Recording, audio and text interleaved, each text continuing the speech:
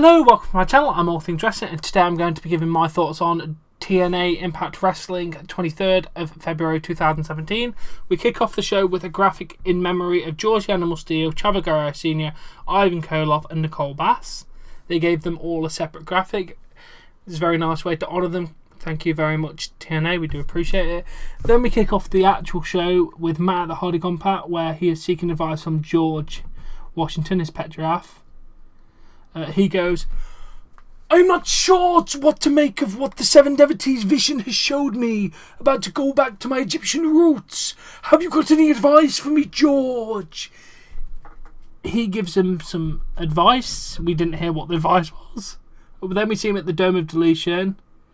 He's trying to talk to Vanguard 1. And he goes, "Vanguard 1, we have a problem with your drinking.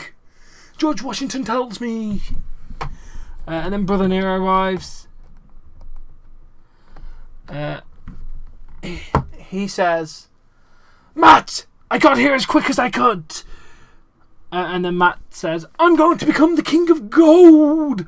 That is why I'm going to have an Odyssey and Fizz. I may love my power. I want to store them in you, Brother Nero, as a vessel for safekeeping." He goes, "Okay, Matt, you can use me as a vessel to keep your powers." He places a hand on Jeff, and then it warps the powers into him. And then Brother Nero goes, "I've just had a premonition that you're going to go back to the Egyptian roots. You're going to Egypt." Matt then says, "Wish me luck, brother."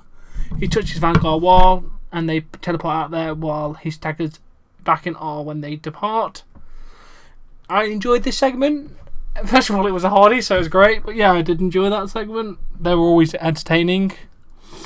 And then we get told the marriage of Laurel Van Ness to Braxton Sutter, planned, produced, hosted by Maria Kanellis-Bennett, and we are all cordially invited. Can't wait for that. Then Cody and Brandy make their way to the ring. Cody says his previous time in TNA was cut short by Bobby Lashley, but that's not why he's here tonight. He's actually here because of the lovely and exquisite Brandy Road. She's nice. Sorry, I don't want to say any more because Cody Rhodes might kill me. Or,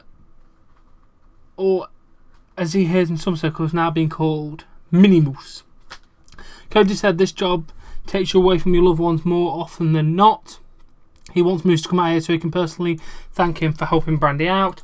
On behalf of the entire Rhodes family, he wants to thank Moose, and that he's one of them. Moose then tells Cody what he told Brandy last week. They both have his number, and he'll have that back any time. Cody looks at Brandy and asks her if Moose has her number. Moose says Cody's taking it the wrong way, but Cody puts a shush hand and says, "This is the Wrestling Business 101. Here's the way they're training together, they're teaming together," and asked if they're going to be sleeping together next. Moose says Cody's looking at it all wrong. He did what he did for a friend, but Cody tells him he's not a friend, he's a slut. Brandy gets bent out of shade. Cody asks if this is a joke. Cody said it was a joke, and obviously in bad taste. He kisses Brandy and then shakes Moose's hand and then kicks him in the dick. It was great. I knew that was going to happen, but it was fucking great. Brandy loses her mind as Cody pounds the smile. Moose and hits the crossroads. Brandy bends down to check on Moose, but Cody grabs her by the arm, directs her out the ring. Brandy looks at Moose regretfully as they head to the back. I loved this segment. I already knew Cody was going to turn heel because he is part of the Bullet Club. He can't stay face, can he? He can stay face in WCPW because we all like him there. But apart from that, he has to go heel. Cody was dragging Brandy through the backstage area. Someone tried to interview him. He shoves the camera out of the way and says, Get away from my wife." It was great, actually. I did enjoy that segment. Then we see Tyrus and says he's going to beat Drake like he owes him money because he owes him money. Before the match, Eli cuts a promo on Tyrus, reminding him that Eli is the star, not Tyrus. Both got time to talk, which was good. Then we have the match.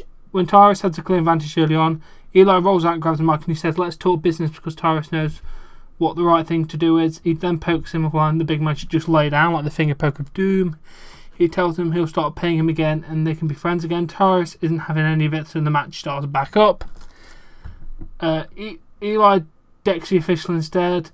Tyrus still goozles Drake. Eli says he'll give him a raise and said he'll shake his hand. Tyrus said he won't shake his hand, but he'll give him a hug. The two hug in the ring and reunite. Fair point. I like this thing. It was pretty good, to be fair. Then we go to Maria and Sienna getting ready when Laurel shows up in a special wedding dress that she got shipped from Italy on her daddy's credit card. Maria's so proud of her for being so tall and beautiful, but she told Ali to be here to be with the rings by now. Sienna said she'll text Ali and she'll be get here with those rings if she knows what's good for her. I enjoyed that segment as well. Then we go to Cameron where a boat appears where Matt once stood. Brother Nero's like, "Oh, Brother Matt, you've turned into a boat!" But then Matt appears dressed in ancient armour, and then he says, "My name is Anuake, and Skarsgård is no longer a depleted boat, but a golden ark that will house all the tag team titles we will win until we are declared the greatest tag team of all time in space." And he's like, "I know what we need to do on our next piece of expedition of gold.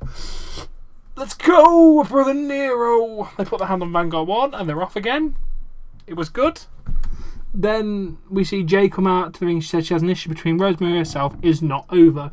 She wants Rosemary out to the ring now because it's time to take the Knockouts division back. Rosemary comes out and says, "Blue, you are a valiant warrior for the light, but you should be trying to save yourself.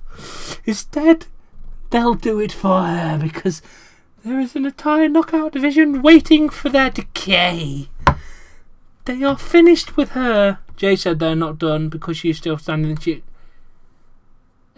She accepted Rosemary's invitation for a Monsters Ball and she still has the stars the same as Rosemary.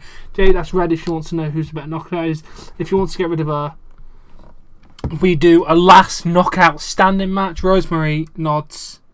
And Rosemary said, "Blue wants to put your soul on the line in one more dance with the devil. Let's do it." Sorry, that voice isn't doing very well today. Jade said this is her game and the belt was coming home with her. I enjoyed that segment. Rosemary's entertaining, Jade's entertaining. I can't wait to see what happens. Then Braxton Sutter is backstage trying to work up the will to call someone. Mike Bennett rolls in. Miracle said marriage is work. You have to admit when you're wrong, even though she never does. He's been very passive aggressive about Maria, which I liked. Sutter tells Bennett this is about Ali. Mike says Maria says she'll take care of that and nothing's going to stop the marriage tonight. He gives Sutter a bottle of wine and says that's what he does when things get tough. I enjoy it. It makes... Don't know where they're going with this, but... I mean, the Bennett being passive aggressive about his wife thing. And I know where they're going with the whole marriage thing. Obviously, I've watched the show. Then we have Bram versus Jesse Goddard. Goddard was able to hit power slam and blockbuster before locking in the Anadonis Kingston. The Anadonis Kingston distracted the ref, but Goddard slingshots Bram into Kingston and rolls him up for the 1-2-3.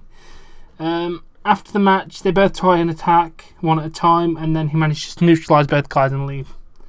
I was kind of hoping when he was walking up the ramp, James Storm would just appear and super kick him, but no, it did not happen. Then we see the Hardys teleported into some locker somewhere, and then they go, "We have to find the tag team championships." They were then confronted by the Mid-Atlantic Outlaws, who are the rightful number one contenders. Matt said, "We must face you to determine the number one contenders."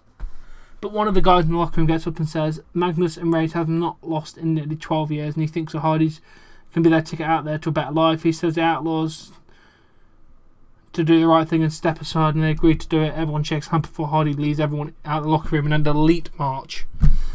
It was good, to be fair. Then the woman is still preparing for the wedding and Ali finally shows up. Ali says she doesn't want to be here, but Maria says it's not an option. Ali leaves and runs into Braxton. She asks him if that's what he wants to do. He says he's sorry, but he has to. She doesn't understand. Oh, Ali, I feel so bad for you. Then the Hardys continue looking for the tag team champions of the world. They finally find them as Mattis and Rage. They've been champs for 12 years. The people support the tag team champions. Those supporting the Hardys brawl as the champions accept the Hardys challenge. The teams make their way to the ringside once again. It's a heavily edited match, though this time the Hardys take some damage, and it's definitely longer than last week's. One of the tag champs get tossed into a trash receptacle again, tossed down some stairs to take him out. Back in the ring, Jeff returns, hits Poetry in Motion, Twist of Fate, and then Swanton Bomb combo. Sorry, Matt hits the Twist of Fate and then Swanton Bomb. They win. Hardys added the third title to the collection. The ring fills with wrestlers who begin the delete chance. The fans joins the Hardys, teleport back to the Dome of Deletion. They put their belts, which looked like something my 4-year-old could have made. So that's in the notes. Yeah, it looked like a 4-year-old championship, to be fair. They looked shit. In Skarsgård, then begin emitting puffs of smoke. I assume this is mean they're doing good. I like where they're going with this. I'd love to see if they could get the WWE Championships, but that's not going to happen. It'd be entertaining though. Then we see a promo about Josh Barnett. Then we had Bad Bones versus Josh Barnett. Last year was on commentary. They had a shoot fighting style match. Barnett was doing very well early on. The worst of Bones is able to get a bit of offense in. However, he soon received a jackknife powerbomb, which looked bloody decent.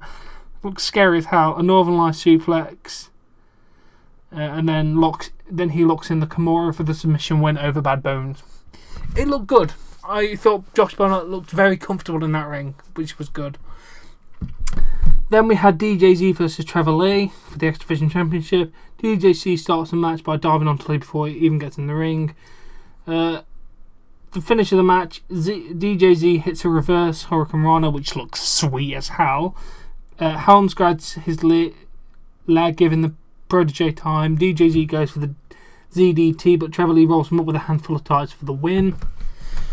Good match. And then after the match, DJZ goes after Helms. Lee takes him out. Shane tosses a chair to the champ, who puts it on DJZ's legs, but here comes Andrew Everett.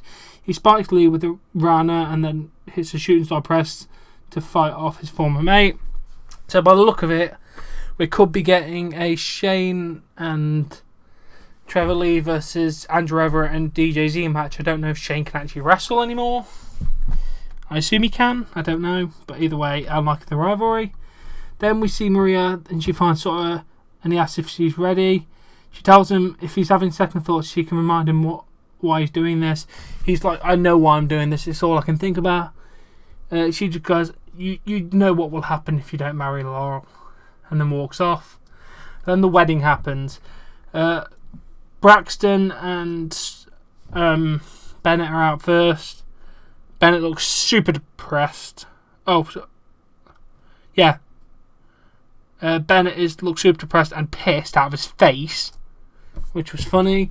Then Rockstar, Spud and Aaron Rex come out. Literally, they started doing the Hallelujah thing, and I went, "That's Aaron Rex," and he actually came out, which was kind of freaky. Spud is the Flower Girl. Matthew said they really wanted to be here because they love weddings and took the Flower Girl spot. Why not? Next out is the bridesmaids, Maria and Sienna. After a commercial, Laurel makes her way out.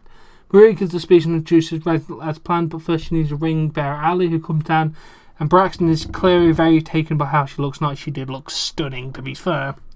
Maria then orders the official to begin. He starts, but soon Maria hurries him along, mainly because he was doing like proper marriage. It takes like 20 minutes. The crowd were hot for the segment, chanting things like "just say no" and "delete." When asked if any objections, Ali tried to, but Sienna stopped. The crowd chanted "we object," which Sienna could not silence, which was funny. Maria was upset and decided to make Ali present the ring. She tripped, and then Maria tears her a new asshole, to be fair. Like, you can't do anything like that, you stupid! It was great. It's time for the ideas. Laurel eagerly says yes. Braxton takes a lot of time and finally says, "I'm really sorry, but I don't." She's pissed and Rex is shocked. Braxton isn't done. He said he can't stand being around her, plus he's in love with somebody else. He then professes his love for Ali. Aww.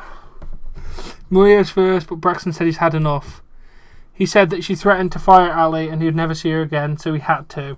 Maria makes good on a promise to fire Ali, but then Ali's like, "You can't fire me, Miss Maria, because I quit!" And she gets in her face. I mean, literally, face is touching when she says that I quit.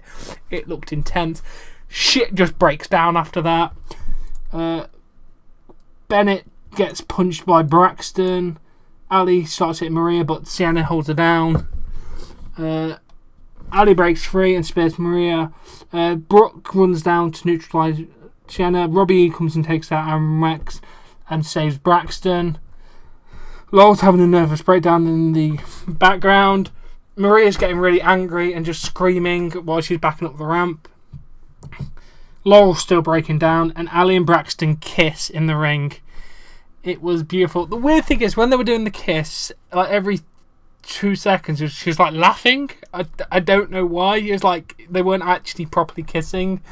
I don't know, maybe it was awkward for them, but it just didn't look genuine to me. By the end of it, it did, but the start of the kiss just didn't look genuine.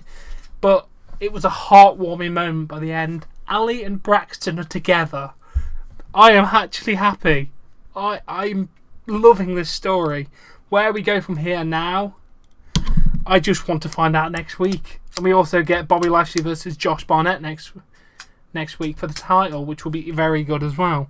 So anyway, I do hope you've enjoyed this episode. I've really enjoyed Impact this week. It's good as always, to be fair. It's been pretty spot on for the last few weeks. I'm thoroughly enjoying this wrestling show. I hope you enjoy these videos. Please give them a like if you do. Subscribe to see more content, and I'll catch you later.